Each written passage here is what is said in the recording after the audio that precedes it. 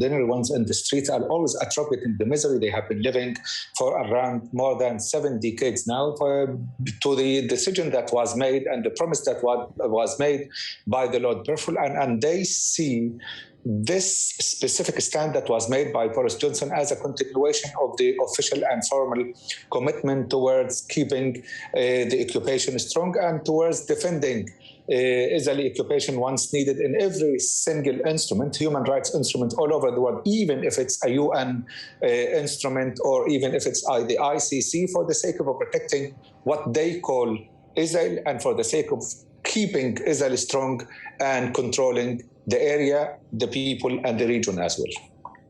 And, Coulter, this then creates this huge issue of moral authority, right? And as you well know, a lot of this, all the states and all the countries which you had listed in your answer, the Western countries, they always turn to the rest of us around the world and say, listen, you in fact need to follow our example. We are the ones who set the moral guidelines for the rest of the world. But this then goes in the face of all that, right? Where it's one law for the rest of us and another law for them. Yeah, I mean, absolutely. There's no denying that by the standards that the United States and Israel, purport to uphold, Israel has clearly committed serious war crimes against the occupied Palestinian people. Most recently and most notably and egregiously would be what occurred in Gaza in 2018 during the Great March of Return. When Israeli snipers, IDF snipers, carried out what Amnesty International called a murderous assault, I'm quoting them there, against unarmed civilian protesters, and what a UN Human Rights Council investigation, a very lengthy investigation, found involved, I'm using their language now, the intentional shooting of journalists, of children, of disabled people, of medical personnel, knowing that they were as such. If the ICC chooses to go ahead with this investigation, if it wants to see these war crimes, they're there to be documented and in fact have been documented. The ICC will simply be confirming what most of the international community has known for a long, long time.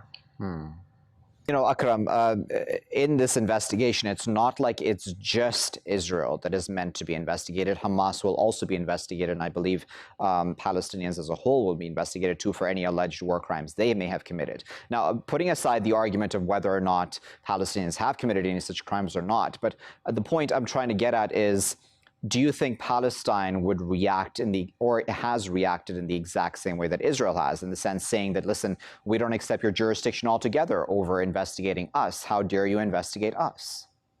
Well, as a matter of fact, it was made clear by the Palestinian Authority and by Hamas, as well, by its former statements that they are willing to see the ICC engaging in that scrutiny, and they understand there have been some claims that were made. As a matter of fact, after 2014 war, there was a fact-finding committee that asked critical questions about the performance of the military groups in Gaza, about the way they were targeting what they call the Israeli cities, and how they were targeting civilians, and all those issues were raised. And I think also there is an official response that was made in writing by Islamic resistance movements, Hamas, and I think also by the Islamic Jihad and other Palestinian factions who were engaging in the long fight, the 52 days fight. And I think the Palestinians are ready. Formally, the Palestinian Authority is also willing to take to pursue that scrutiny and to see the results. And I think they totally understand the difference between a state committing some atrocities and crimes against an armed population and a Palestinian resistance movement. And I'm quoting them, that is defending the civilian population who are exposed to heavy fire for 52 or 53 or 20 or 22 days in 2008 or 7 or 8 days in 2012. So I think some written answers were already given, and I think the Palestinian factions and the Palestinian Authority as well are ready for that scrutiny to start, and they are willing to provide their answers. And then, Coulter, that then goes to the core of the argument that the Western countries and Israel's allies are making against this investigation, right? That this is biased against Israel. But, I mean, no one's reading the fine print that, in fact, this is going to be investigating everybody within the occupied territories, i.e. also Palestinians. I mean, that is a really important point to make, right? That this is equal across the board. Yeah, certainly. And it's also incredibly obvious why the United States and Israel are opposed to this investigation. Because if you simply compare the magnitude of crimes, compare what the Palestinian factions have been accused of, Hamas and the Palestinian Authority, they've been accused of quite real crimes. Compare that with what Israel's accused of. What Israel's been accused of simply dwarfs anything the Palestinians have been credibly accused of. Take simply the last war in Gaza, Operation Protective Edge, launched in 2014. During that war, 18,000 Palestinian homes were destroyed.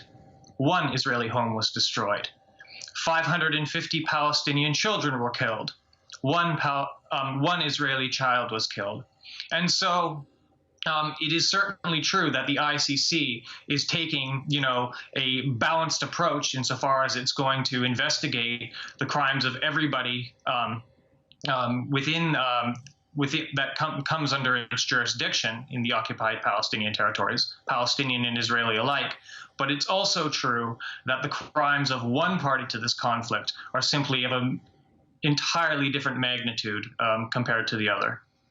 So then, Akram, if the Israelis, and of course I would think that the Israelis will not be cooperating with this investigation at all and will make life very hard for any ICC investigators which come on the ground.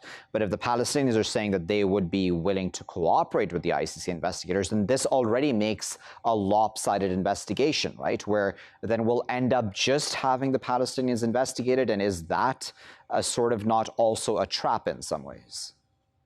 Well, I think we will end up having no ICC scrutiny conducted in the Palestinian territories. The way everyone is responding now and the way the United States is making some formal statements about the support of Israel and the way Boris Johnson is wording his statements sent to the conservative Friends of Israel lobby group tells they are doing whatever they can to stop ICC from proceeding with that scrutiny, with that investigation. And I think eventually they are not allowing them to start that investigation. As a matter of fact, there was a UN fine-tracking committee that landed in Tel Aviv airport after 2014 war, and they were denied access to Gaza. They're not allowed to access Gaza. They were told that they are going to a very risky area and that they are not allowed to go so. And Palestinians and Gazans are the murderers, the ones who are organizing the war against the innocent Israelis who are living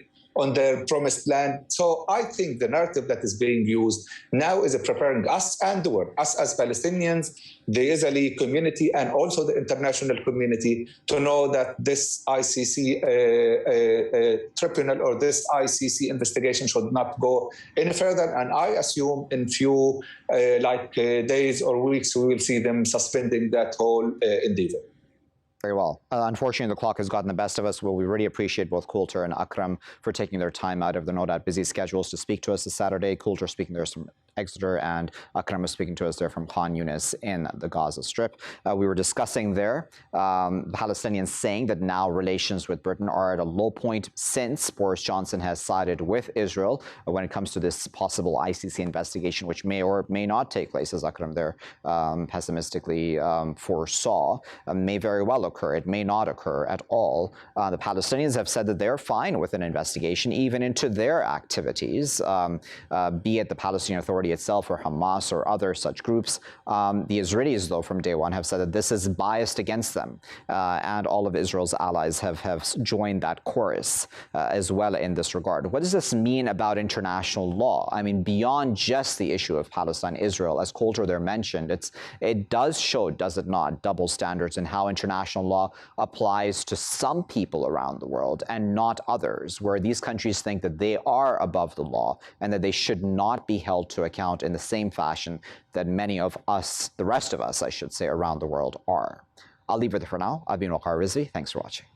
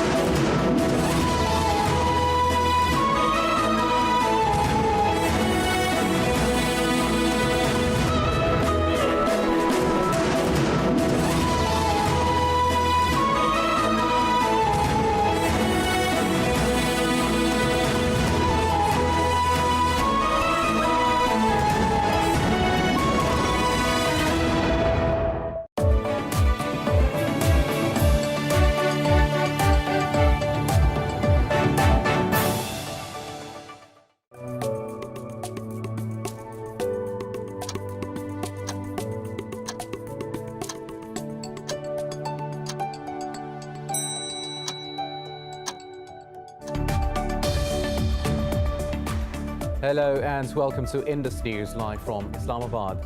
I am Munib Hamid with the news of this hour. Let's begin with the top stories first.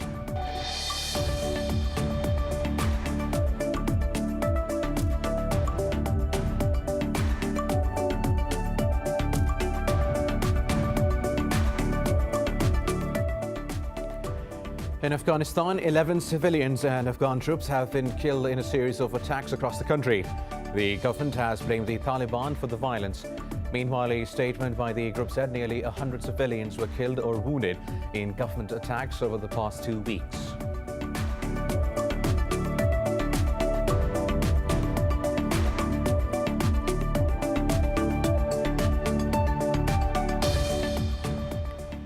Iran says the Gulf Cooperation Council is trying to derail the ongoing talks on the 2015 nuclear deal in Vienna. Foreign Ministry spokesperson Saeed Khatibzadeh also denounced the bloc's demand to include its concerns in the talks as irresponsible. Earlier, leaders of the GCC and Arab League slammed Tehran's decision to raise the uranium enrichment level to 60%.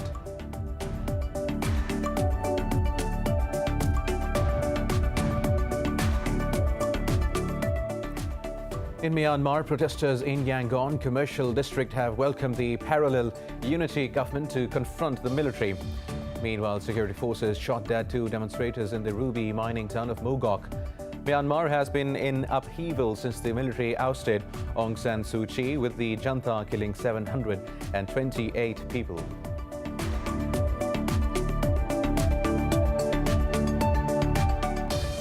In Bangladesh, 5 people have been shot dead and dozens others wounded as police opened fire on workers at a power plant in Chittagong. They were protesting over unpaid wages, extra working hours and alleged discrimination.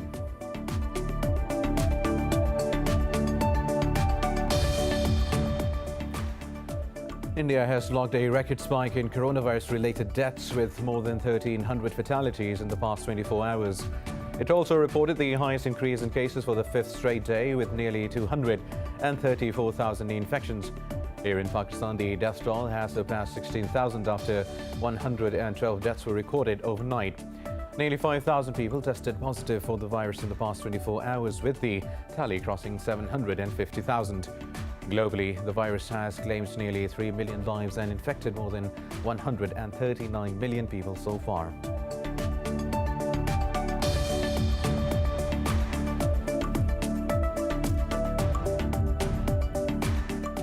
And in the English Premier League, Newcastle United beat 10-man West Ham 3-2 at St James Park. Joe Willock scored the winner in the 82nd minute to seal 3 crucial points for Newcastle. West Ham are still on the 4th spot with 44 points, while Newcastle are 9 points above the relegation zone.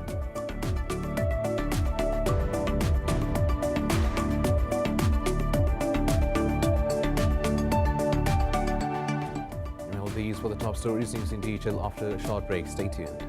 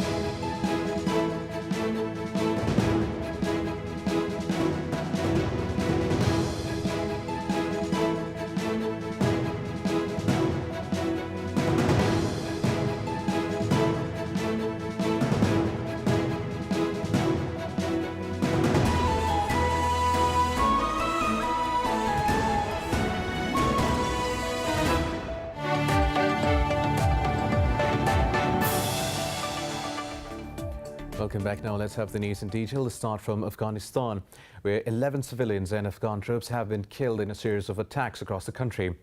According to government officials, at least 4 civilians were killed in a roadside bomb blast in Kandahar, while 6 soldiers were killed in separate attacks in Faryab, Balkh and Baghdis province. The government has blamed the Taliban for the violence. Meanwhile, a statement by the group said nearly 100 civilians were killed or wounded in government attacks over the past 2 weeks. Violence remains rampant in Afghanistan despite the ongoing peace efforts to end the conflict. Now, the US says any terrorist attack on the military drawdown troops or allies in Afghanistan will be met very forcefully. At a news conference, Pentagon spokesperson John Kirby said Washington is well aware of Taliban threats. Kirby said it would be imprudent for the US not to take these threats seriously. He added it would also be improper for the Taliban to not take seriously what President Joe Biden has made clear. Kirby said there may be some additional enabling capabilities added to Afghanistan for a short time. He said this will help bring about a safe, orderly and deliberately planned drawdown. The press secretary said the US also plans to remove at least some contractors from Afghanistan. Now, Iran says the Gulf Cooperation Council is trying to derail the ongoing talks on the 2015 nuclear deal in Vienna. This comes after the GCC and Arab League condemned Tehran's uranium enrichment program and asked the negotiating parties to include their concerns in the talks. Iran's Foreign Ministry spokesperson Saeed Khatibzadeh denounced the bloc's demand as irresponsible. He said Iran is a member of the International Atomic Energy Agency and all its nuclear activities are being monitored. He also said Arab leaders should direct their concerns towards Israel's illegal nuclear activities. Talks in Vienna are ongoing, aimed at returning the US and Iran to full compliance with the nuclear agreement. Earlier, US President Joe Biden called Iran's uranium enrichment unhelpful for the dialogue. Also, Iran says it has identified the person behind the recent explosion at its main Natanz nuclear plant. Iranian Ministry of Intelligence said Reza Karimi was an agent and has fled Iran. The ministry said necessary steps are underway for his arrest and return to Iran through legal channels. The Intelligence Ministry did not mention which country the agent belongs to, but Iran has accused Israel multiple times of ordering the attack on its critical nuclear infrastructure. Now, moving to Myanmar, where protesters in Yangon Commercial District have welcomed the parallel unity government to confront the military. Myanmar has been in upheaval since the military ousted Aung San Suu Kyi, with the junta killing 728 people. Demonstrations in Yangon continue to call for their new year strike. Dozens waited for an opportunity between police patrolling to quickly gather in the street. In the ruby mining town of Mogok, security forces shot dead 2 more demonstrators. Meanwhile, the junta chief will attend an Association of Southeast Asian Nations Summit in Indonesia on the 24th of April. A Thai Foreign Ministry spokesperson confirmed Min Aung Hlaing's first known foreign trip since the coup.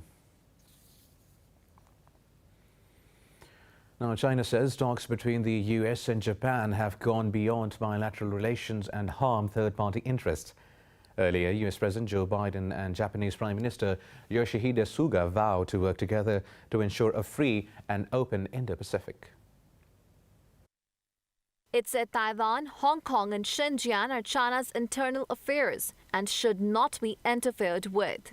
Biden met with Suga in his first face-to-face White House summit since taking office. In a joint statement, the two leaders underscored the importance of peace and stability across the Taiwan Strait. The statement read, they encouraged a peaceful resolution of cross-strait issues. Later, addressing a think tank, Japanese Prime Minister called for a stable and constructive relationship with China. Japan's basic policy on pending issues caused by China is to firmly assert what should be asserted and strongly request China to take specific action. At the same time, we must work to establish a stable and constructive relationship with China and keep in close partnership with the United States and other like-minded nations. The US and Japan also agreed to invest together in areas such as 5G and chip supply chains. Washington pledged $2.5 billion, while Tokyo $2 billion to strengthen digital competitiveness. Now, the US says Russia's decision to expel 10 American diplomats is escalatory and regrettable. This comes as Russia told the US diplomats to leave the country after Washington imposed sanctions. A State Department spokesperson said it is not in US interest to get into an escalatory cycle. But the spokesperson said Washington reserves the right to respond to any Russian retaliation. The State Department said U.S. sanctions were proportionate to Russia's harmful activities. Earlier, Moscow also banned 8 high-ranking current and former U.S. officials from entering Russia. Those banned include Director FBI, Director of National Intelligence and the U.S. Attorney General. Now, at least 2 Palestinians have been injured in Israeli air raid on the besieged Gaza Strip for the 2nd day in a row. Palestinian media said 3 rockets destroyed several settlements and damaged civilian homes.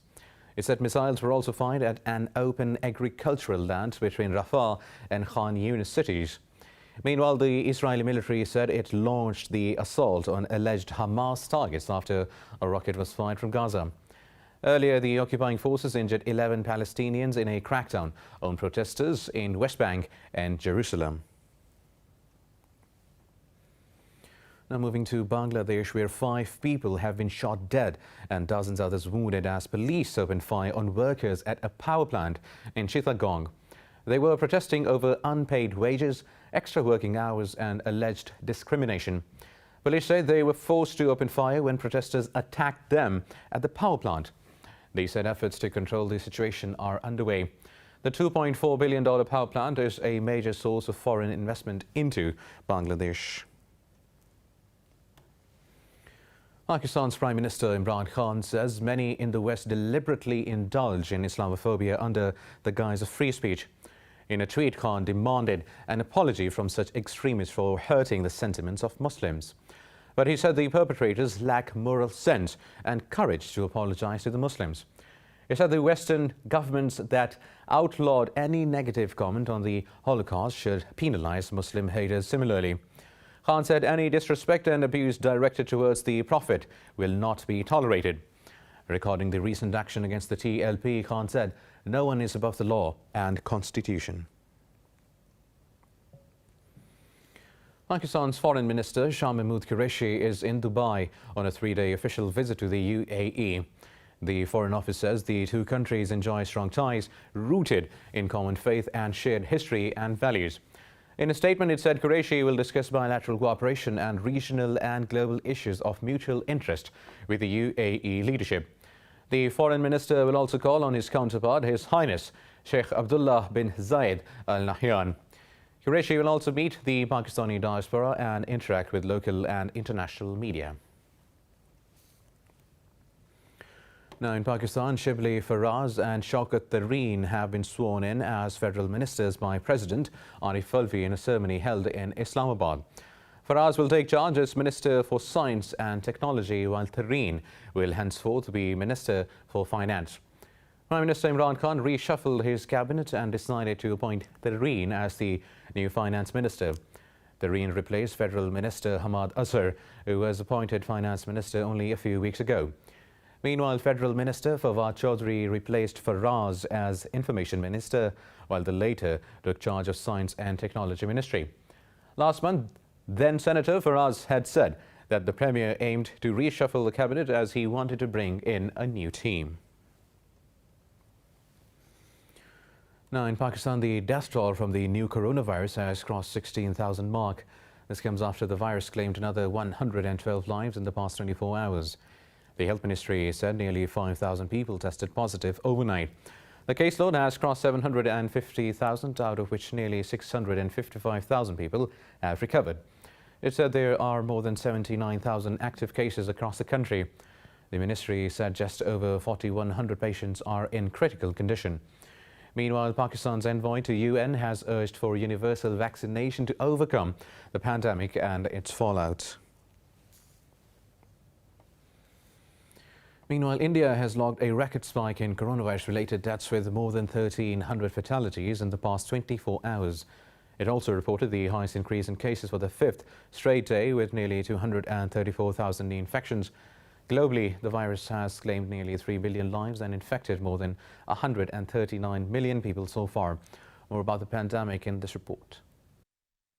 While this week saw a record number of COVID-19 cases in many parts of the world, setbacks to vaccination drive also contributed to government's troubles. Chile says China's Sinovac vaccine, CoronaVac, is 67% effective in the first real-world study of the shot. The U.S. drug regulator has revoked emergency authorization of Eli Lilly's monoclonal antibody treatment when used on its own. Meanwhile, 21 U.S. states recorded at least a 10% rise in daily average positive cases. In concert with the increase in cases, the 7-day average of emergency department visits, hospital admissions, and hospitalizations are all approximately 5 to 8% higher than they were in the prior 7-day period. And sadly, average daily deaths have increased for the 3rd day in a row. U.S. pharmaceutical company Moderna says it is struggling to supply promised shots to UK because of issues with increasing production at its European plant. Johnson & Johnson has refuted claims that the design of its COVID-19 vaccine may explain why it has been linked to rare brain blood clots. The World Health Organization says the strain that emerged in India can bring about increased transmissibility. Having 2 of these mutations, which have been seen in other variants around the world, are concerning because there's a similarity in these mutations that confer increased transmissibility, for example, and some of these mutations also result in reduced neutralization, which may have an impact on our countermeasures, including the vaccines. The world's largest vaccine maker in India has asked the U.S. president to lift a ban on exporting raw materials needed to make more shots. In Spain, Madrid's public health chief says the shortage of shots may force the region to close down vaccination centers next week. We still have news for you in this news bulletin, but after a short break, stay with us.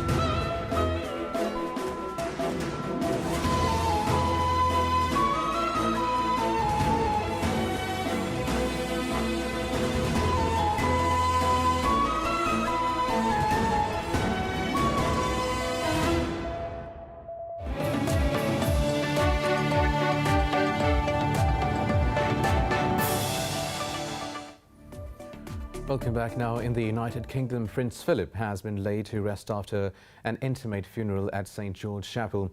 Windsor Castle Philip, officially known as the Duke of Edinburgh, died aged 99 on the 9th of April.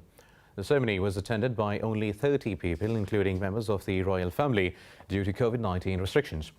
Military bands paid last tributes to the prince, while the Archbishop of Canterbury followed with the blessing. Ahead of the service, the Duke's children walked behind his coffin in a funeral procession, and there was a minute's silence to honour the late prince. Now, Eritrea has publicly acknowledged its presence in Ethiopia's Tigray region for the first time. In a letter to the United Nations Security Council, Asmara agreed to start withdrawing troops from the area.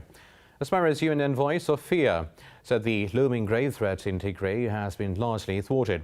Sophia said Ethiopian contingents will simultaneously be redeployed along the international boundary. She said the priority should be the delivery of aid to civilians in Tigray. Sophia said the allegations of rape and other crimes lodged against Eritrean soldiers are outrageous. The envoy added that it is a vicious attack on the culture and history of Eritrea's people. Now, in the U.S. state of Minnesota, hundreds of protesters have clashed with the police outside Brooklyn Center's police headquarters. Police arrested dozens as the civil unrest over the killing of a young black man carried into the sixth consecutive night.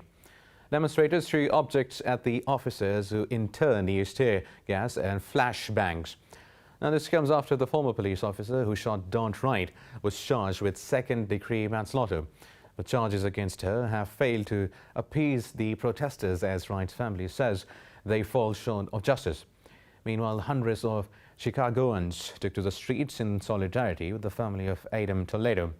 The 13-year-old boy was shot dead by police on the 29th of March.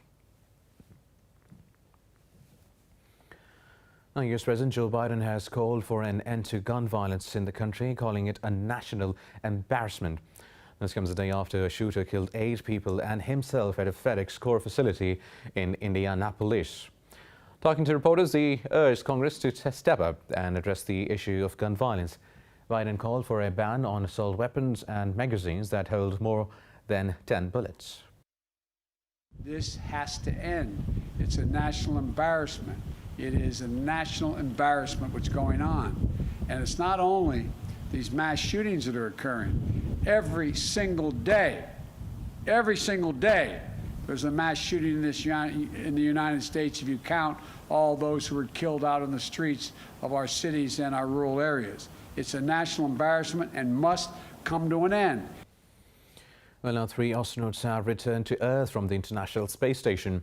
Russia's Roscosmos space agencies, they landed in Kazakhstan on a Soyuz MS-17 spacecraft. The spacecraft was carrying NASA astronaut Kate Rubins, the first person to sequence DNA in space. It also brought back home 2 Russian cosmonauts, Sergei Ryzhkov and Sergei Kodsverko. The 3 had been at the space station since mid-October 2020. Their mission was the last scheduled Russian flight carrying a U.S. crew member. It marks an end to a long dependency as the U.S. revives its own crew launch capability to drive down the cost of sending people into space. Now, NASA has picked Elon Musk's SpaceX to develop the first commercial lander and take the next 2 U.S. astronauts to the moon. The contract is worth $2.9 billion and is part of NASA's Artemis program. NASA picked SpaceX over Jeff Bezos' Blue Origin and defense contractor Dynetics Singh.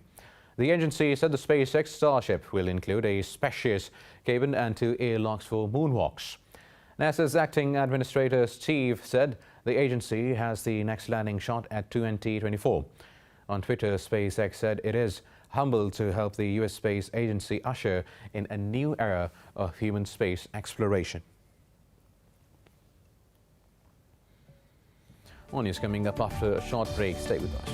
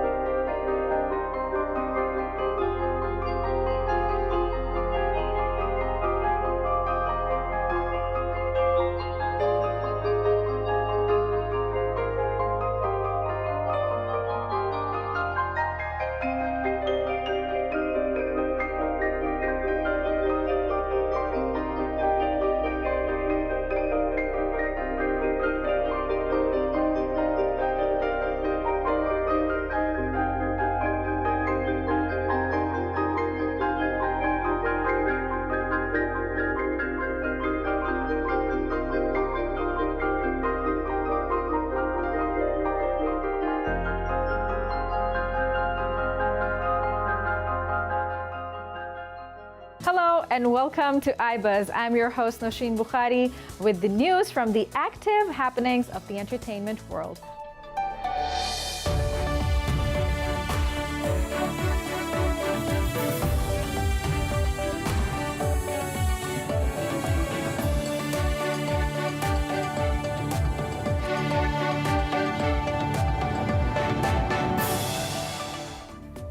Welcome back. Now, in the Netherlands, pandemic-related restrictions have compelled a luxury hotel in Amsterdam to offer a takeaway burger for $23. Let's find out about the burger in this report.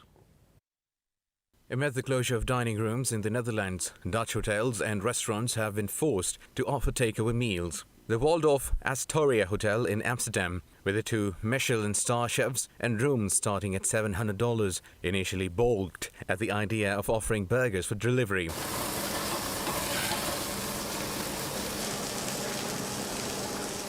Then reality hit. Chefs decided the most luxurious hotel in the country decided to offer a takeaway burger for $23. The Waldorf signature burger comes with a 240-gram Holstein Friesian meat patty and is served with English Duke of Berkshire bacon on a French brioche bun and aged Dutch cheese with homemade relish.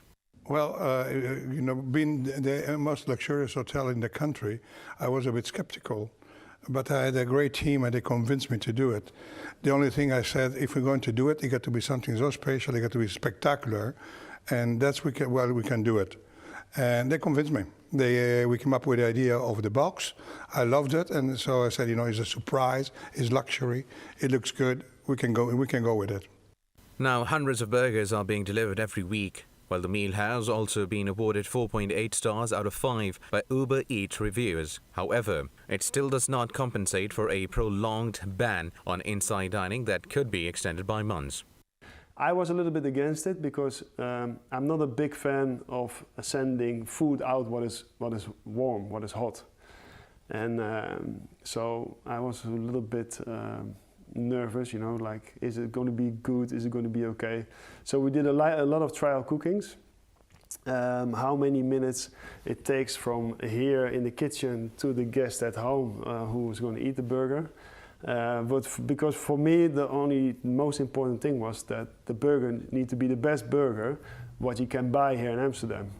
Dutch plans to ease some COVID-19 measures next week turned out to be too optimistic and have been pushed back until April 28th at the earliest. When the Waldorf Astoria does reopen, it will have a tasty dilemma whether the popular burger stays on its exclusive menu or not.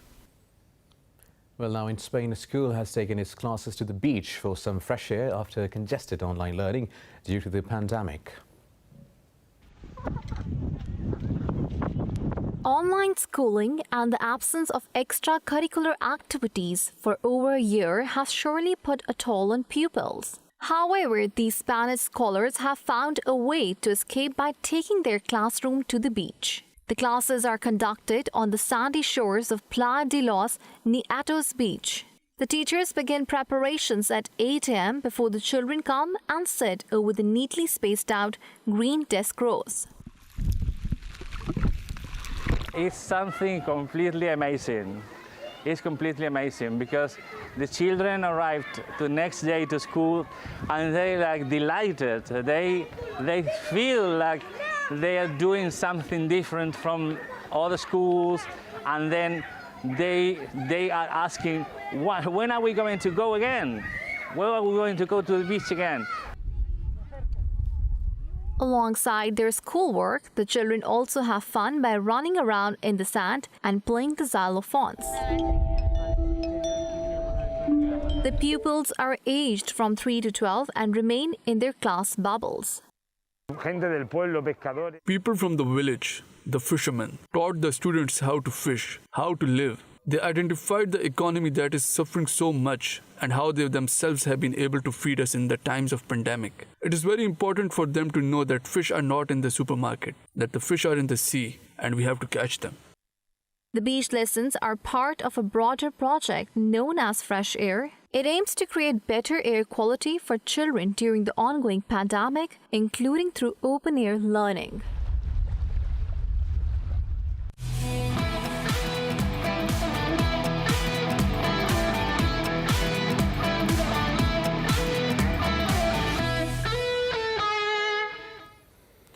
Now, climbers Sirbaz Khan and Abdul Joshi have become the first Pakistanis to reach the summit of over 8,000 metres of the Annapurna Peak in Nepal. Braving tons of snow and thunderstorm, the two climbers dedicated their expedition to late Pakistani mountaineer Muhammad Ali Satpara. They made their first attempt to the 10th highest peak of the world on April 13th, but were unable to succeed. The duo hoisted Pakistan's flag on the peak after summiting the mountain. Following their summit, congratulatory messages poured in from across the world. Now in the English Premier League, Newcastle United beat 10-man West Ham 3-2 at St James Park. Newcastle were 2-0 up at the interval thanks to a tap-in by Joe Linton and an own goal from Asa Diop. West Ham levelled in the second half with goals from Diop and Jesse Lingard, but an 82nd minute goal from Joe Willock decided to game and secure 3 crucial points for Newcastle.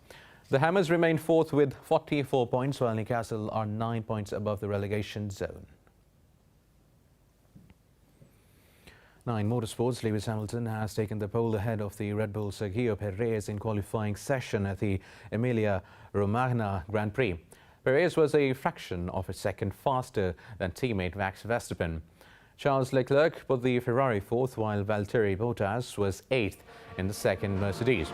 Lando Norris went second fastest in the McLaren, but had his lap time deleted for exceeding track limits and was seventh.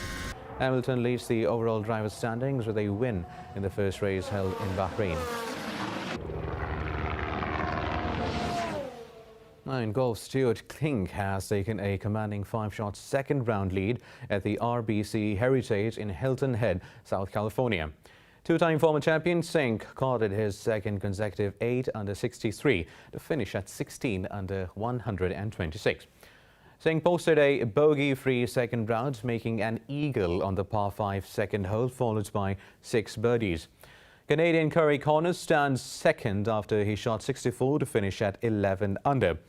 Argentina's Emiliano Guerrillo matched Connors 64 and stands in third place at 10 under. Meanwhile, defending champion Webb Simpson shot 68 and stands tied for 40th.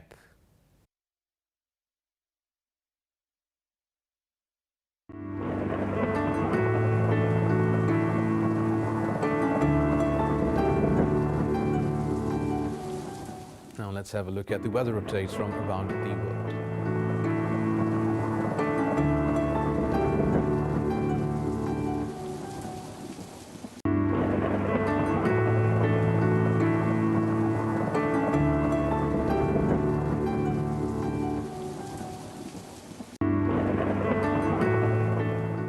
With that, we come to the end of this news bulletin.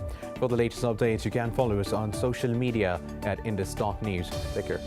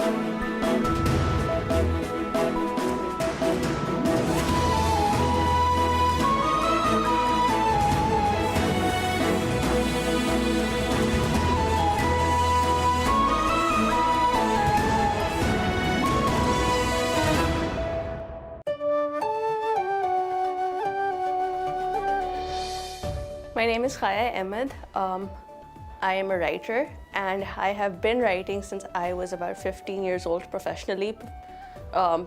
Personally, I've been writing long before then. I have worked on video games, comic books, television shows, and animated projects as well. I am one of the first Pakistanis to have my name in a AAA game as a writer. Something that I'm really proud of, something that I glow about whenever I speak about it, is my contribution as a consultant to the creation of Kamala Khan, Miss Marvel.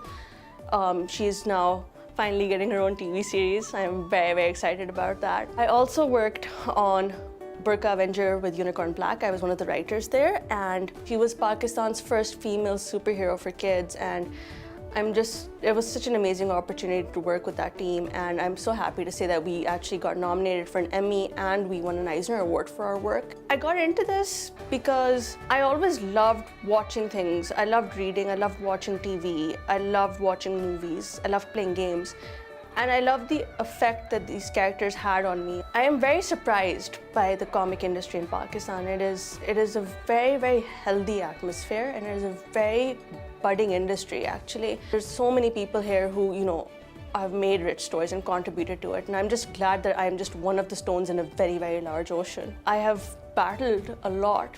I have suffered a lot along the way, but at the end of the day, I'm so happy that I wake up and I'm happy to be doing what I'm doing. So please do the same.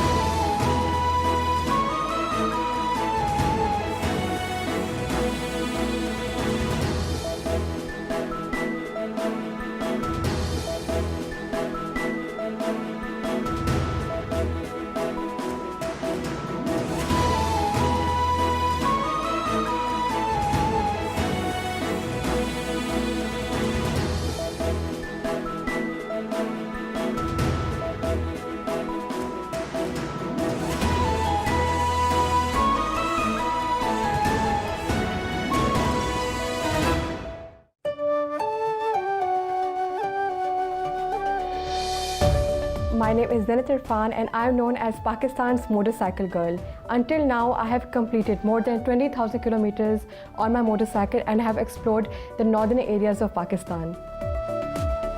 My motorcycle journey started from a dream that my father once saw. I was 10 months old when my father passed away, and he left behind a legacy that was waiting to be completed. My father wanted to explore the whole world on a motorcycle, and when I heard about this dream, I thought, why not I try this out? I was 12 years old when I took my first motorcycle ride. And by the time when I was 20, I knew that the time is now right that I can finally take the trip up north and visit Khunja Pass, which is Pakistan's and China's border. When I went to Khunja Pass, I discovered that I was the first female to do so. And when I came back, a lot of people applauded me for being a courageous and brave woman, for being an example for young girls in Pakistan. In Pakistan, it is usually said that women cannot ride, or maybe they are oppressed. There is an image in the international media that women are oppressed, that they are wearing burqas and they are not able to live up to dreams. My goal is to shatter this image with my motorcycle riding and to tell people that even women can dream and they can have a passion too.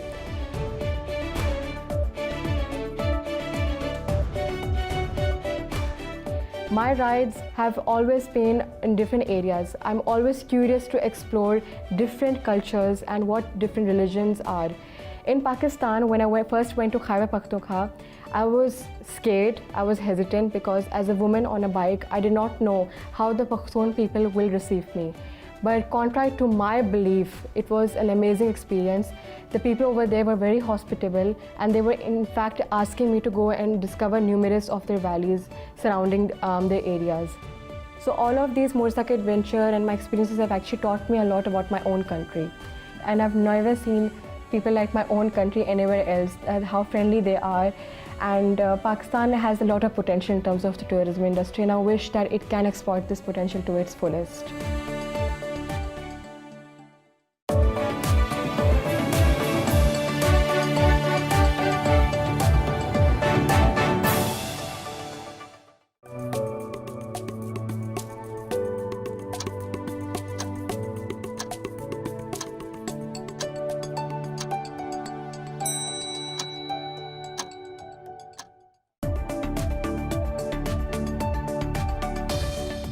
Hello and welcome to Indus News from Islamabad. I am Muneeb Hamid with the top stories of this hour.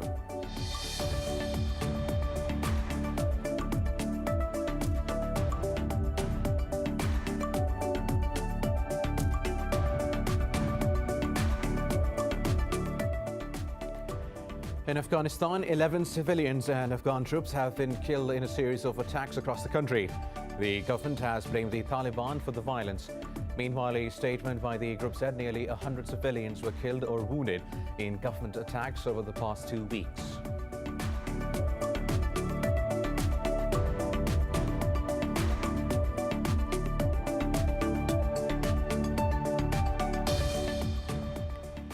Iran says the Gulf Cooperation Council is trying to derail the ongoing talks on the 2050 nuclear deal in Vienna. Foreign Ministry spokesperson Saeed Khatibzadeh also denounced the bloc's demand to include its concerns in the talks as irresponsible. Earlier, leaders of the GCC and Arab League slammed Tehran's decision to raise the uranium enrichment level to 60%.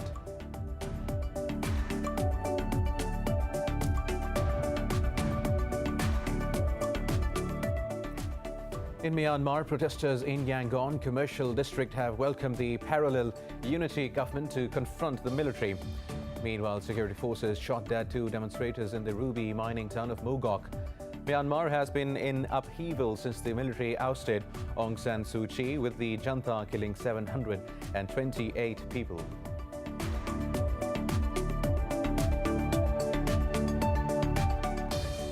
In Bangladesh, 5 people have been shot dead and dozens others wounded as police opened fire on workers at a power plant in Chittagong. They were protesting over unpaid wages, extra working hours and alleged discrimination.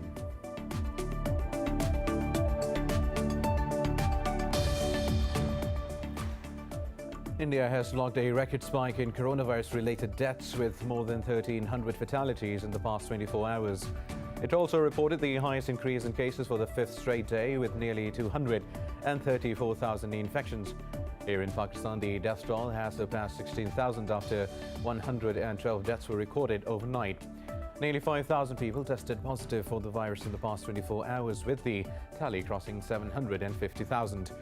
Globally, the virus has claimed nearly 3 million lives and infected more than 139 million people so far.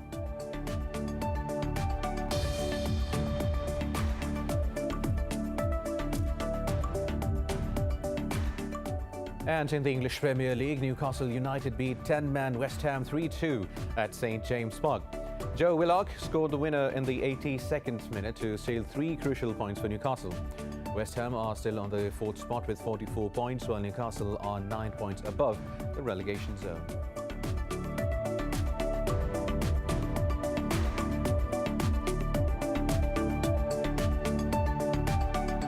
And that is all for now. For the latest updates, you can follow us on social media at Indus.news. Coming up next is program Coffee Table. Stay tuned.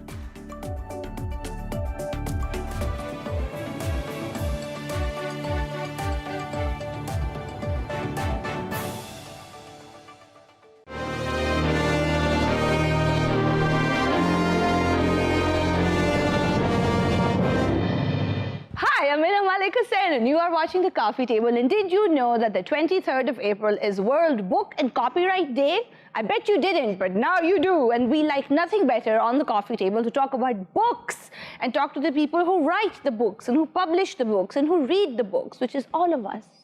And it is really wonderful. And what I find really exciting about World Book Day, that is on the 23rd of April, because 23rd of April is the day that Shakespeare and Cervantes both died. A little morbid, but the point is that World Book Day aims to celebrate reading around the world. It aims to celebrate the culture of book reading, and by book reading we mean an exchange of knowledge and ideas across languages and across minds and across borders. And you know, all the stuff that they say about books being magic, it's all true. It's all very true. So today I am so excited to be talking to two wonderful people who are deeply involved in the business of writing and publishing books. And I'm so happy to be welcoming back on the show our dear friend Meher Fatma Hussain, who is a journalist. She is a publisher with the imprint Zuka Books.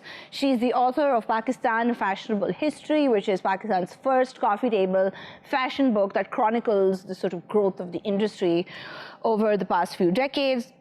Meher also runs a social enterprise, Zuka Accessories. And we are also joined by Nida Usman Chaudhry, who is a diversity and inclusion advocate. She's the founder of the Lahore Education and Research Network and the Women in Law Initiative Pakistan. And more to the point, Meher and Nida are two of the several founding members of the Authors Alliance of Pakistan. Yay! Welcome to the show, ladies all. I'm very excited, as you can see, to be having this wonderful conversation. So Nida, I want to sort of begin at the beginning, and World Book Day is actually kind of bifurcated into World Book and Copyright Day. So why do we have books and copyrights in the same sentence? Thank you so much, Mina, for inviting us to the show and for giving us an opportunity to talk about this very important topic, which is very close to our heart. Books and copyrights go hand in hand because you know, without copyrights, you will not have the entitlement or the protection that you need to secure your intellectual property. And these are the rights that the law recognizes and attaches value to your work. So basically, when you have copyrights over your intellectual work, it means that you have a bundle of rights that you can go and enforce in a court of law. Okay. You can sell them, you can license them. So you can deal with your work and, you know, earn money from it. So the economic value that comes to your intellectual property, that is all because of the regulation of copyrights and the fact that copyrights exist. Without this, of course, we understand that piracy and plagiarism will be on the rise. So copyrights actually, books without copyrights would basically not be able to safeguard the or protect the interest of the people who are working so hard to produce intellectual property. No, absolutely. To me, it sounds like then if you don't have a copyright for your book or for whatever your creative thing that you've done, your intellectual property, it's defenseless in the world. And anybody can just take it and claim it for their own. So when we talk about intellectual property, and again, this is something that I feel like a lot of people don't understand very clearly. So could you explain a little bit in, sort of from a lawyer's perspective about what constitutes somebody's intellectual property? Okay, so intellectual property is essentially, it refers to the creations of the mind. So whether that's an invention, whether that's your literary or artistic work, or whether that's designs and symbols, or a computer software that you end up writing, or a film that you end up producing. So it's basically intellectual properties like any other property. For example, you have your phone or your car or your other assets, which are tangible property. By extending that analogy of ownership to the works that you create as a result of exercising your mind or your creative abilities, it basically gives that legal cover and protection that if somebody steals your phone from you, for example, and you would have a cause of action, that's exactly what intellectual property, because property denotes the concept of ownership. And when you have ownership over something, it means that it's your entitlement which is capable of being protected under a court of law or through the law enforcement agencies. So it's very important to have that, and it's very important to also understand that it's not the fact of registration that creates your copyrights in your work. The registration is a mere evidence that can sort of help your case when you need to go and protect it or sell it or deal with it in any way. The actual point in which where your copyrights actually vest in you is the moment that you create them. So when you put pen to paper, that's the moment you have your copyrights vested in the writing that you produce. That's the point that people often miss out, and they feel that if they're not registered, they might not have the protection, but that's not true. Of course, registration helps. But the minute you put your pen to paper, or you come up with a music tune and you actually record that tune, that's the moment. So the minute you create it, you have your rights to it. But then registration helps because then that kind of solidifies your claim to your work, and it's sort of like then you have proof to say that this was your original idea and that it belongs to you. I mean, that's the role that registration plays, but the right is not created at the moment or at the time of registration, because sometimes registration even takes up to 11 months to 1 year from the time that you actually start the process. So it's actually the time that you create your work or bring it into existence. That's the moment you are guaranteed protection. But of course, registration takes that a step forward, and it's not just for enforcing your rights. It's also when you want to sell them. If you have the paperwork or the necessary title to it evidenced in the registration, then it's easier to sort of sell it to a third person or to license it off to another person who may want to use your work and credit you for it, of course. Yes, quite right. And credit is crucial here, and that's something I want to kind of cycle back to. But hi, Meher, can you hear me? Hello, Mina. I can hear you clearly. Excellent. Thank you so much for having me back on the show. Delighted Good to be here. Yes, again. Indeed, albeit from a distance. So, Meher, what I understand from what Nida has shared with us is that when we talk of intellectual property, we're basically looking at any kind of idea. So while we take certain ideas seriously, for example, the copyright on, let's say, a computer program, or the copyright or a machine, or some kind of technology, or a scientific process, usually that's considered seriously and taken seriously, and those copyrights are pursued actively. But when we look at creative work of the artistic kind, so let's say, music, a song, a poem, a piece of writing, a book, photography, nobody seems to consider that in that same seriousness. And why do you think that is? That's an excellent question, Mina, and a very, very important one. Thank you for asking that. The base answer is that there is zero respect, zero regard for the law. As Nida has painstakingly explained, the process of registration takes up to 11 months, and then you have to start another process for your copyright of your work. Now, so they're two separate things. They're two separate things, absolutely. And they're very important that people actually get it done. But even if people do get it done, what happens is is that there is zero awareness about the existence of these laws. There is zero awareness or even respect of the law and across the spectrum, and especially when it comes to the creation of art. And a lot of it has to do with the fact that art is not given much value. It's just seen as public property. The minute you put it out there, especially in this digital realm, it's seen as public property and people just claim an ownership of it. And we've seen that happen in several spheres of art. We've seen it happen with literature where, pirated books are sold, even though they're copyrighted, they have ISBN numbers, but they're printed and they're resold, and the estates don't even know about it. The estates who own the original work.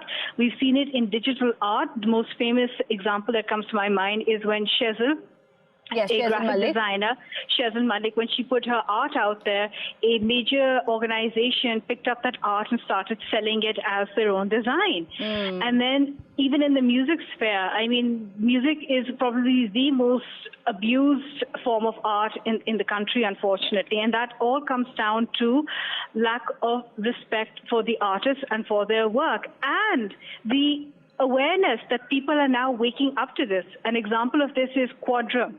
A Pakistani percussionist band. They released the national anthem, which they had done an original composition using just drums for, I think it was Pakistan Day or 14th August. That song by Quadrum has been used and featured and played without any permission from the band. Now, what's happening here is that they've actually turned around and held people to account, whoever's used it. And I think that's very important because we are a young nation and people are becoming aware of these rights, these laws, and they should be told, they should be encouraged to hold those entities to account for why they're utilizing their art. It's very important for people to understand that things are changing. You cannot use and abuse people's art for your own personal gain without giving credit or even securing permission. There is awareness happening. The damage has been done, but at least people are now becoming aware. So, Nida, correct me if I'm wrong, but that does mean that we do have copyright laws in place. It's just a matter of enforcing those laws and making sure that people take those laws seriously, and there is redress for wronged parties as well. Like Quadrum, for example, does have recourse to the law to sort of get credit and to get royalties and whatever they're owed for misuse of their property. Absolutely. Like with everything else in this country, we have the law for everything, but there's been weak implementation. And of course, the accountability factor, it has to come from the person whose rights have been aggrieved. And sometimes that entire process is so lopsided and cumbersome, and it has its own issues that people have not really had the strength to, take it up in the system. But like Meher said, that's changing now. And I think social media has got a lot to do with how these dynamics are changing, because now people can call you out and, it's just more awareness through those channels as well.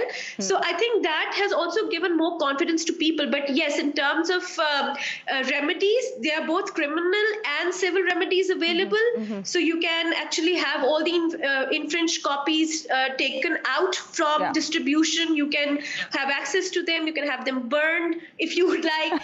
So the law is very much destroy them. If you want to, you can claim damages. You can claim, that you be credited. Like, it's a very creative law, much like, how it caters to the creative work. So the law is also very creative, and it allows you a lot of options. And then on the criminal side also, you can actually fine the person who's, infringing your copyright, and there's also possibility of putting the person behind the bars. But again, the whole issue is the fact that implementation and the whole access to justice itself is so it has its own challenges for the person that it ends up not being a very viable or a feasible option. But social media is definitely a force to reckon with, and I think that is helping the whole, and people like Shezil have really mainstreamed the idea that, you can't just take anything away. And so I'm happy to see that the younger generation is definitely more on to securing and holding people accountable for violating their rights. So I think that's a great trend. And I mean, if you want me to tell you the law, it's the Copyright Ordinance 1962. It's a very elaborate law and gives you a lot of powers and options that you can No, that's excellent. Whatever suits you. Yes. And I think that accountability is an important term here, because when you hold people accountable, you are also securing the value of your work. And Meher, as a publisher, is this a question, I know it's a question that comes up a lot, especially with in relation to piracy, is that a lot of people say that, and you talked about how books are pirated and the estates don't know and they don't get any benefits from the author's work and the selling of it whatsoever. But a lot of people talk about how, and I'm just talking about book piracy here because the example doesn't apply to art, for example, is that it's a question of access, and people can't afford to buy books produced the legal way or the right way, which is why they're happy to then buy a pirated copy, because they're like, well, we couldn't have had it else. Absolutely. It's a double-edged sword then, isn't it? People want to read books, but unfortunately the economics of it, kicks in. And yes, books are expensive and people are not able to buy them as regularly or as many as they want, quantitatively. But I think that's not piracy, and stealing intellectual work or reprinting books is not the solution. This is where civil society should really take action. They should hold the state to account for the lack of libraries, the lack of public spaces for reading, the lack of our education system lacking in terms of inclusion of books. Yes. Literature, works of literature. Yes, of course, you have your textbooks and your notebooks and everything, but you see, people need more than that. Yes. The world isn't just maths and science and that's it. There's a lot more to it. There's literature, there's poetry, there's prose, there's so much more. And I think that civil society should definitely hold at least their local areas. For example, Model Town in Lahore has a Model Town library, and the society, the Model Town Society, is very active about it. You see, you have to find solutions, right? And it's such a shame because World Book Day, World Copyright Day, the whole idea behind it is so lovely. It's got a Catalonian legend to it, where it is celebrated on St. George's Day. And the idea was, I'm so glad you brought up Shakespeare and Cervantes' deaths, as sad as they are. It was during the 1920s that a Catalonian bookseller noted that April 23rd, which was St. George's Day, which is known as the Day of the Rose, the Day of the Lovers, was also the day when both these writers had died. And so he decided that a book would be the perfect gift to be given in exchange for the rose, in exchange for love, a book for love, and love for books. And so when I see piracy happening, you have to understand that this is not you showing your love for books, but this is actually supporting a criminal act. Yes. And if you want... And if you no, but it sounds so serious. It is serious. And I know that Nida has her lawyer hat on, but we have to take a very quick break here. Stay with us. We'll be back in a flash. Don't go anywhere.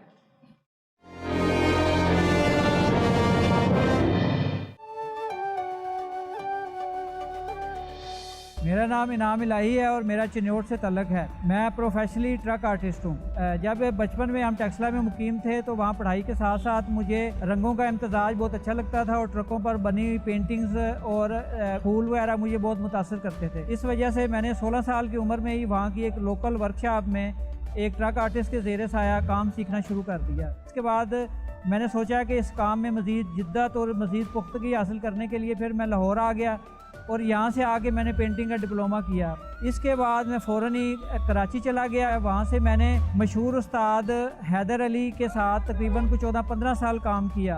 15 साल के बाद वापस मैं लाहौर आ गया और मैंने यहाँ से ट्रक आर्ट पेंटिंग का काम मैंने दोबारा से शुरू कर दिया। ट्रक आर्ट जो सा इसके ऊपर आपको कैलीग्राफी भी नज़र आएगी, इसको आपके ऊपर पोर्ट्रेट भी नज़र आएंगे। इसके अलावा इसके ऊपर आपको फ्लोरल पैटर्न नज़र आएंगे, ज्योमेट्रिकल पैटर्न नज़र आएंगे, मुख्तलिफ आपको जो इलाकाई मशहूर परिंदे हैं वो नज़र आएंगे, एनिमल नज़र आएंगे। ये हमारे प्रोविंस हैं, उनका कल्चर जो उनसा है उनकी अक्कासी करते हैं। एक ट्रक को पेंट करने के लिए तकरीबन 2 से 2.5 माह का अरसा लगता है। हाल ही में मैंने अमेरिकन कौंसलेट में एक ट्रक आर्ट की वर्कशॉप करवाई है कौंसलेट स्टाफ के लिए और उन्होंने इस चीज़ को बहुत अप्रिशिएट किया है। मैं ट्रक आर्ट को जो उनसा है वो मुख्तलिफ मैंने स्कूल्स के अंदर, कॉलेज के अंदर, यूनिवर्सिटीज़ के अंदर वहाँ मैं ट्रक आर्ट की वर्कशॉप भी दे रहा हूँ, ताकि हमारा ये जो एक कल्चरल, जो ट्रेडिशनल हमारा जो आर्ट है, हमारी नौजवान नस्ल तक भी पहुँच सके और वो इसको सीख सके।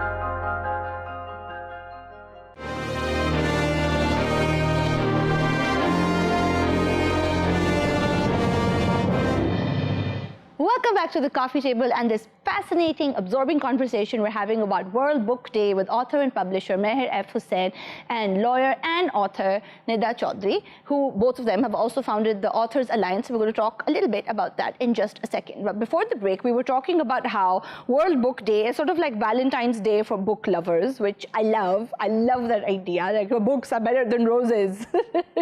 Many times. But we were talking about book piracy and how it's a sort of, and like Meher said, there's like a double-edged sword where on the one hand, you really want to read, but on the other hand, you are stealing somebody's property in order to do that. So that's not the right kind of love. And I know that Nida wanted to say something about that. So go, Nida. Yeah, absolutely agree with how Meher has actually phrased it, and the lack of libraries and the lack of investment in this from the government's end is why the books are expensive in the first place. Yes. So I just wanted to put it out there that, if price is the concern, that the government needs to, realizing the demand for books and reading, and realizing that, Pakistani people want to also tell their stories and contribute and, take a positive image of this country outside. Yeah. So then the government needs to have that market access open. They need to have policies and, investment in place that can make the paper that, that you use for publishing much cheaper. They can subsidize it. There are so many other ways to support this industry, Yes. and we don't see that coming. So the justification for providing access to books cannot be that, okay, you end up, committing crimes, or Yes. you end up going around stealing other people's work. So I just wanted to add that we don't see that kind of support coming from the government. But we do see that a lot of people in their own private capacities have these book clubs and book sharing sort of platforms. And it's very interesting to see how people have, in their own circles, in their own private, smaller circles. And there also are streets where they would leave their books for others to read, or we've seen little khokas and, places where people would leave books for others to read. So these are the kind of initiatives that show that, there is that love for reading. And so public libraries probably need to be revisited. A lot can be done to inculcate these, these practices and take them forward, so that everyone does have that equitable access. And Copyright Day and World Book Day is also about that. It's not just about the rights of the people who hold these rights. It's also about ensuring that there is access to books and to reading material. And Meher gave a very, very good example of that you exchange books. And so, a lot can be done, but you need to stop stealing because that's also causing damage to your economy, your GDP. You're not being able to... And it becomes a kind of vicious cycle where you are not respecting the value of a creative endeavor. Then by piracy, authors don't get paid. And when they don't get paid, how will they keep writing and producing more things that we want to read? So it has to be a kind of a back and forth and an exchange where our buying books the right way keeps authors in pocket and allows them to keep doing what they're doing and incentivize other people to also start writing or making art or making music. And it's really interesting because with UNESCO and with World Book Day, and I was reading the website, and it talks about how for them, World Book Day is a celebration of creativity, diversity, and an equal access to knowledge. And I think that's what we're talking about here when we talk about libraries, for example. And it's a sort of three-pronged stakeholder approach for UNESCO, at least, because libraries is one huge part of an equal access to knowledge, but so are publishers and booksellers. And I feel like, Meher, as a publisher and as somebody who has been, selling your books and putting out these wonderful works into the kind of reading ether, how do you feel about the sort of relationship between, let's say, publishing and bookselling? I think one of the things that we need to understand is when it comes to publishing in Pakistan is that this is a wasteland right now. There is immense potential for us to publish local writers, create a local industry, and that means that we will have work that will not be as expensive as, say, imported books, as fantastic as they are. In order for us to call the shots, so to speak, when it comes to everything that Nida has mentioned, we need to actively start doing groundwork. We need to actively start advocating for our writers to come forth, for local publishers to emerge, and to create models that are sustainable. Why has our publishing industry failed, and why has that fueled piracy? It is because of it's pure economics, Mina. At the end of the day, it comes down to the business model. If your publishers are not doing justice to the written work being produced by local writers, then yes, piracy will happen, because then you're creating that opportunity. And yes, writers will stop writing or producing work because they're not getting, there's no monetary value, as Nida had mentioned earlier as well. So ultimately, it comes down to actually setting up, creating a model that works in everyone's benefit. I think the responsibility lies with the publisher. As a publisher, if you are not doing justice to the work that you have in your hands, that somebody is entrusting you, and you're not adding monetary value to it, for the client and for the author, then I should be held responsible for frankly speaking, screwing up, really. Yeah. Ultimately, publishing, piracy, copyright, it rests with the publisher. And there are ways to protect yourself as a publisher as well. Nida mentioned the law. If I'm going to a printer, all my printers are given non-disclosure agreements. I am not interested, dosti hai, are we sister, brother, are we friends? I'm sorry. You're printing one of my author's works, you are going to be handed an NDA. By all means, take it to a lawyer, get it verified, get it whatever it is, but you have been handed a legal document. And if I see my work anywhere else, I'm going straight to court. Yeah. And that happens. That happens a lot. And if we can't have that relationship of trust, how can we sort of keep that mechanism going? So, and I now want to finally come to the Authors Alliance, which both of you and other writers like Awais Khan and Sara Naveed set up together. So Nida, what is Authors Alliance Pakistan, and what do you guys do? Well, last year on 23rd of April itself, we were talking about, copyrights, and all of us were together in that panel. And we were talking about the newly imposed book ban in Pakistan, through which, with India was stopped, and so many other books were banned under the, garb of ideology or whatever. So a lot of writers are facing a lot of challenges, and also the newer challenges in shape of PDF leaks, right, online and through WhatsApp. So all of that was, part of our conversation. We realized that, independently, Meher was also, talking about it on Twitter. Avais was raising his own concerns. I was obviously from the legal aspect, talking about it, that the ban, why is it against fundamental rights and all of that. And then we decided, and we realized that, all of us are talking about it individually, and it's not doing enough justice to the cause. So we decided to sort of come together as a collective voice for the promotion and protection of, copyrights and other rights of the authors, such as, their right to access newer markets, and to not have their books banned for frivolous reasons and all.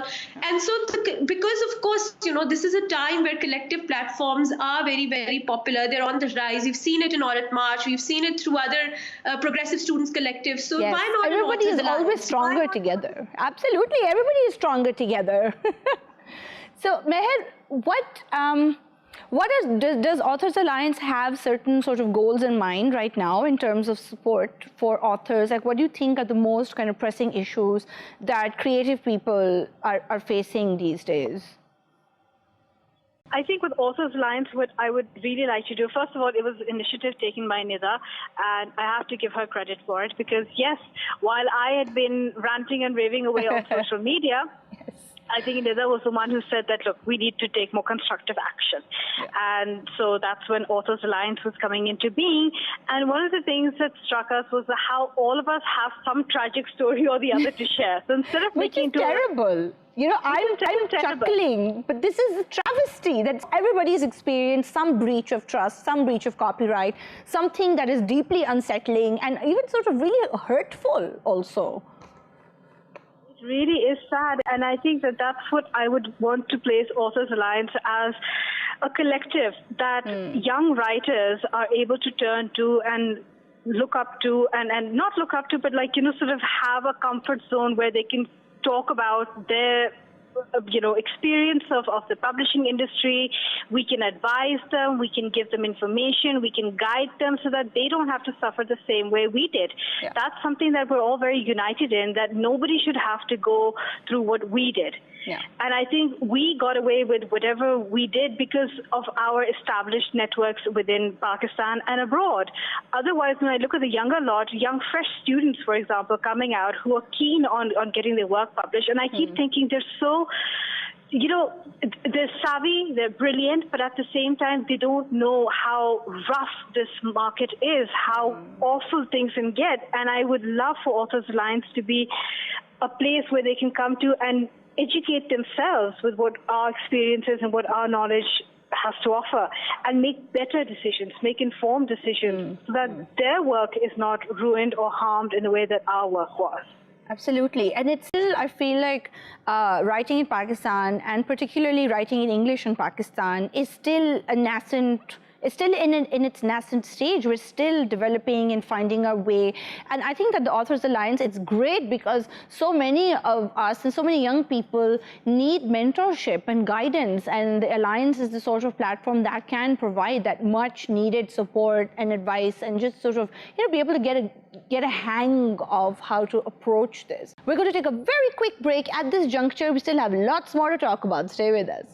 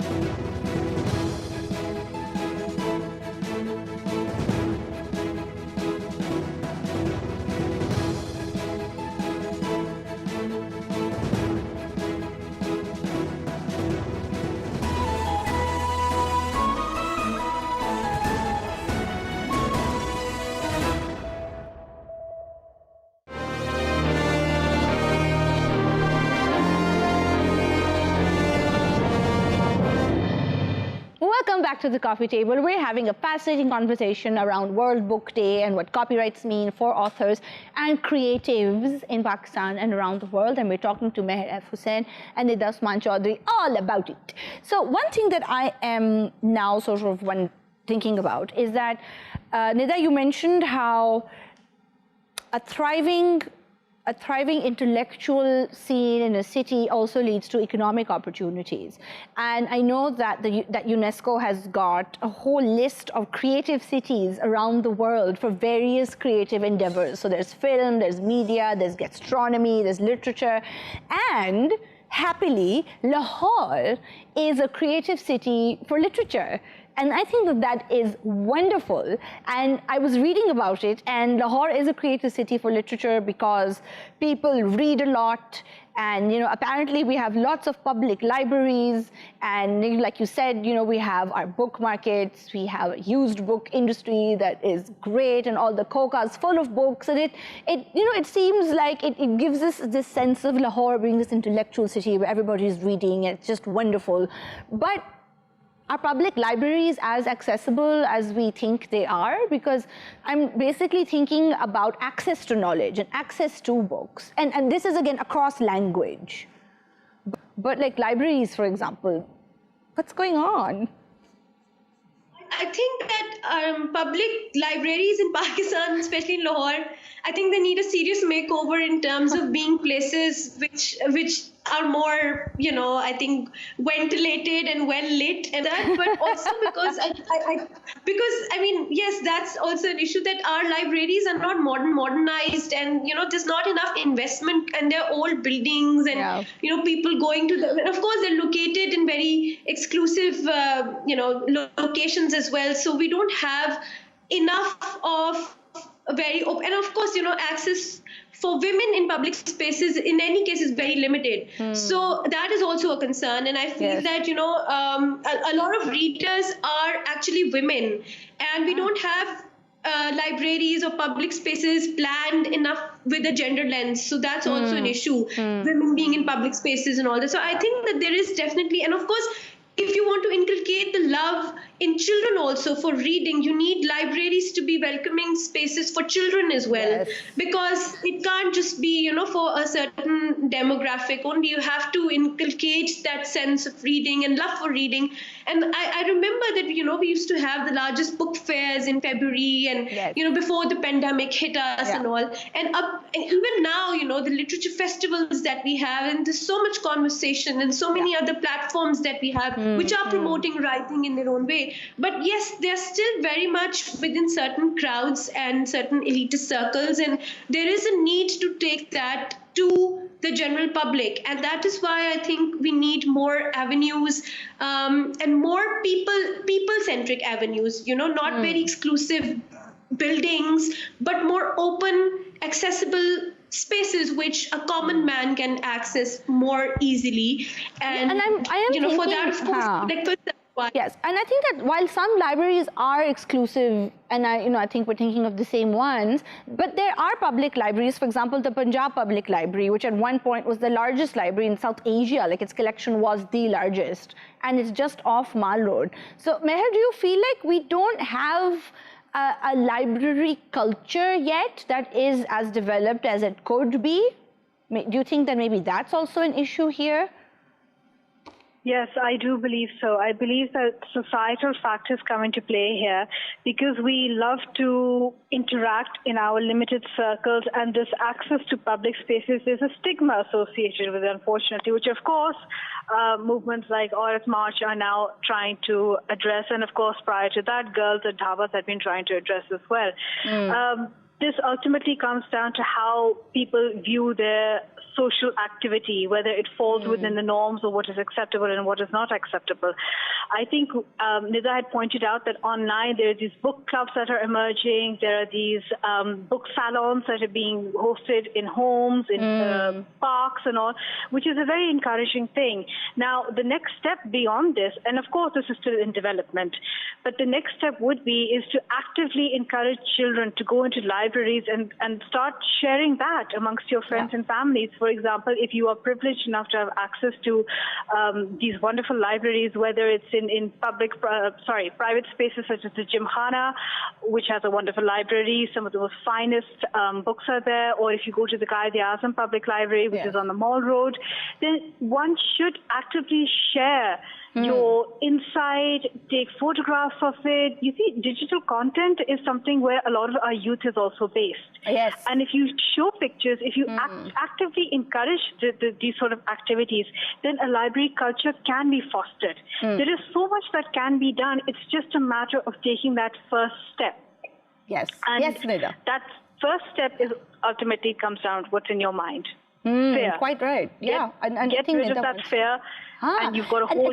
It's really important to sort of think about libraries and reading and as a social activity. So it's something that you can do. It's entertaining, it's fun. And if libraries were to kind of, like Nida said, revamp their approach and to freshen up their collections and to create spaces that were family friendly and have events there that do sort of pull kids and pull families to them and to sort of, kind of raise their profile, as it were, I'm sure a lot of people would really like doing that. And I think that this could easily be done across class as well and across sort of privilege hesitations as well. Yeah, Nida, you wanted to contribute?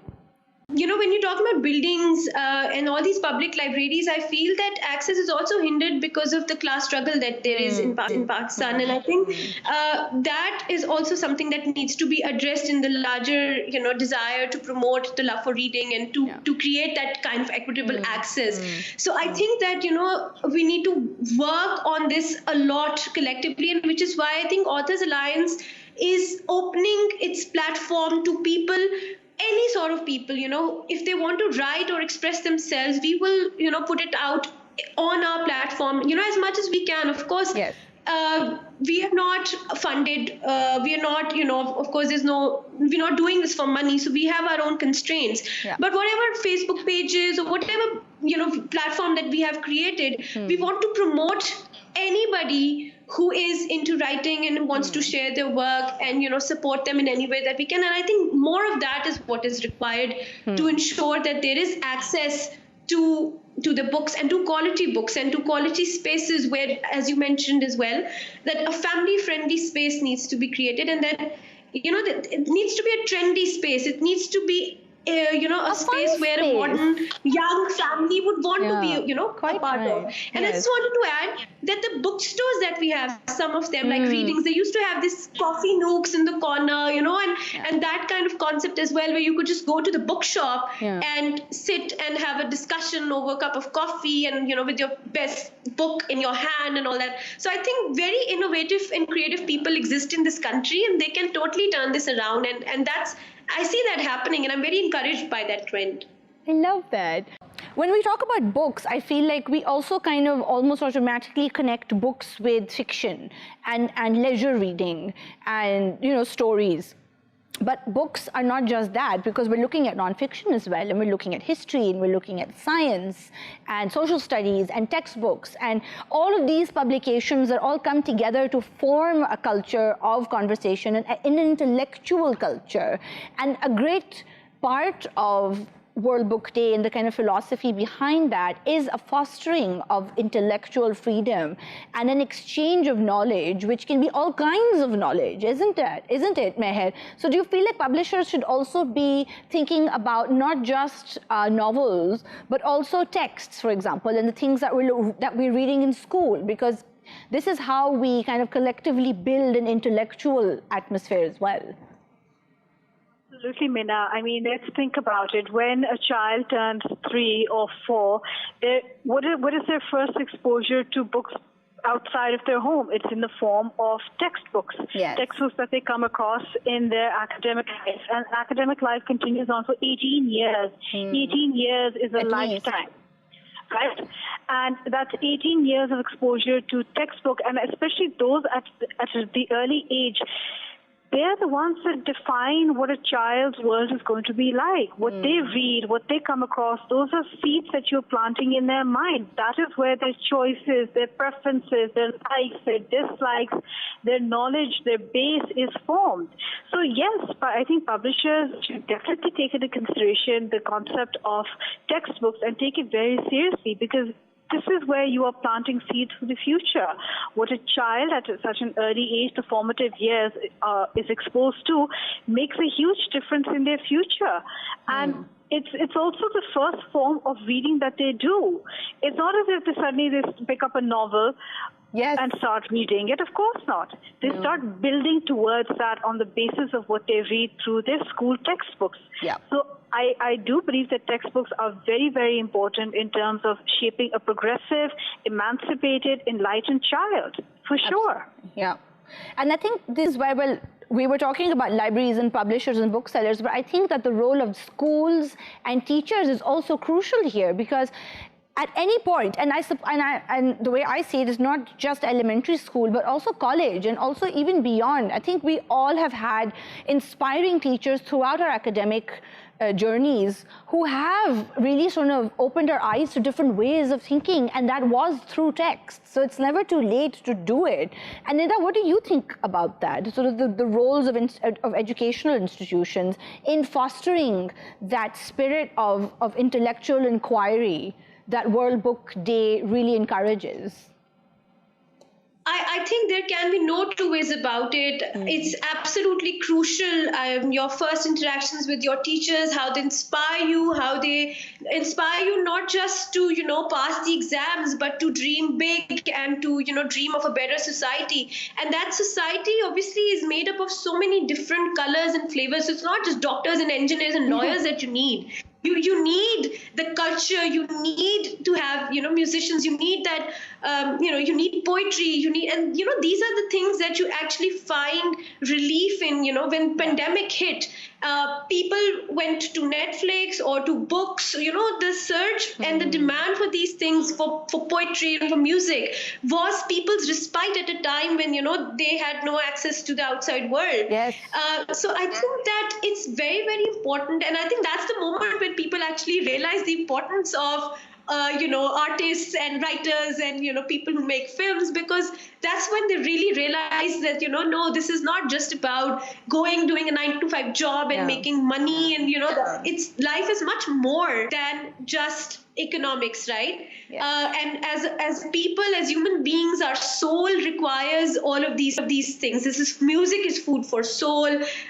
Reading is and writing is cathartic, for example. So I think it's very, very important to inculcate these values from a very early age, and then not to leave and abandon the children there. Like, for example, I've had my nieces and nephews who've been encouraged to venture into creative writing when they're in their O levels, and then all of a sudden in A levels and then college and then university, reality strikes and they're supposed to abandon their creative passions and pursue something which is more economically sound. So it's really, really unfair to the kids who are so creative. Yes. I mean, we can be producing so many more types of people in this society who can add value, so much value, but we're just fixated on those, safe professions that, will earn good money. So, and I think that's why copyrights are even more important, so that children who want to pursue this as a career can actually see that and take it forward beyond O levels and beyond metric and beyond their,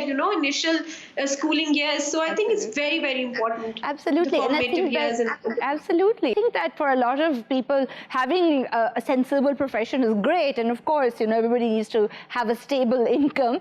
But the fact is that you can have a creative life alongside that as well. It's not mutually exclusive. And we often forget that when we think of our culture and who we are as people, the arts have an immense role to play in how it has shaped us and our imaginations and our sensibilities over millennia. We are a very ancient culture, and we are one that has always had music, had poetry, had art. and it's something that we should honor and take pride in. And thank you so much, Meher and Nida, for joining me today and this wonderful conversation. Thank you guys for watching. If you're watching this on YouTube, don't forget to like and subscribe. Don't buy pirated anything, and always give credit for whatever artistic work that you share on social media. It's very important. Again, if you're watching this on YouTube, don't forget to like and subscribe, and we will see you next time on the coffee table. Bye now.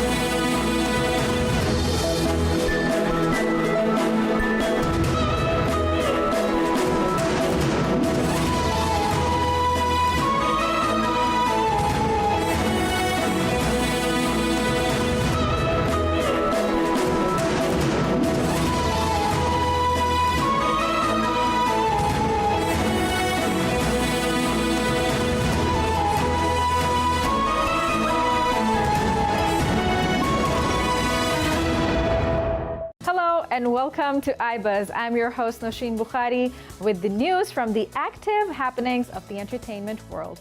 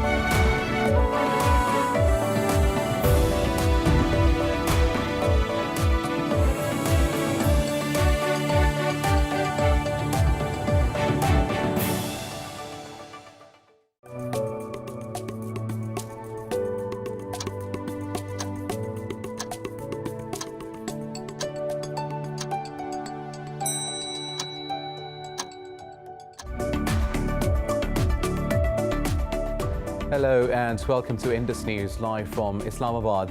I am Muneeb Hamid with the headlines of this hour.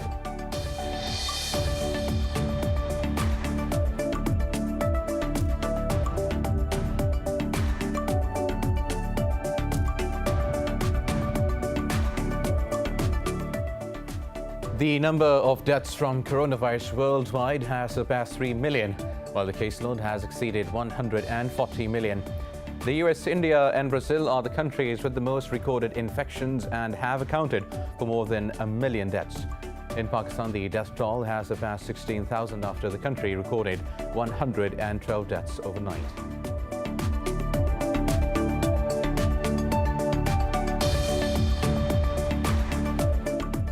In Russia, a group of doctors have warned that jailed Kremlin critic Alexei Navalny risks cardiac arrest any minute as his health further deteriorates. Navalny went on hunger strike 2 weeks ago to demand proper medical treatment and access to his personal doctors. He is serving 2.5 years in jail over embezzlement charges.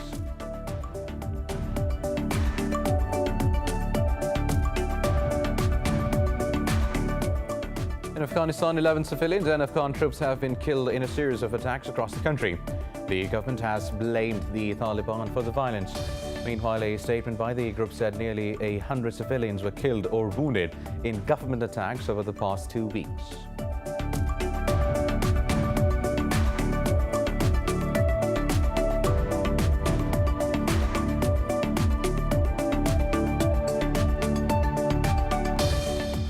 Iran says the Gulf Cooperation Council is trying to derail the ongoing talks on the 2015 nuclear deal in Vienna.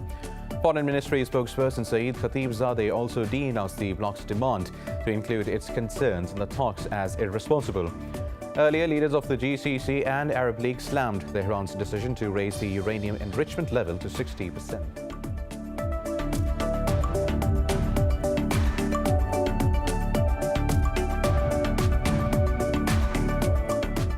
And in the English Premier League, Newcastle United beat 10-man West Ham 3-2 at St James Park. Joe Willock scored the winner in the 82nd minute to seal 3 crucial points for Newcastle. West Ham are still on the 4th spot with 44 points, while Newcastle are 9 points above the relegation zone.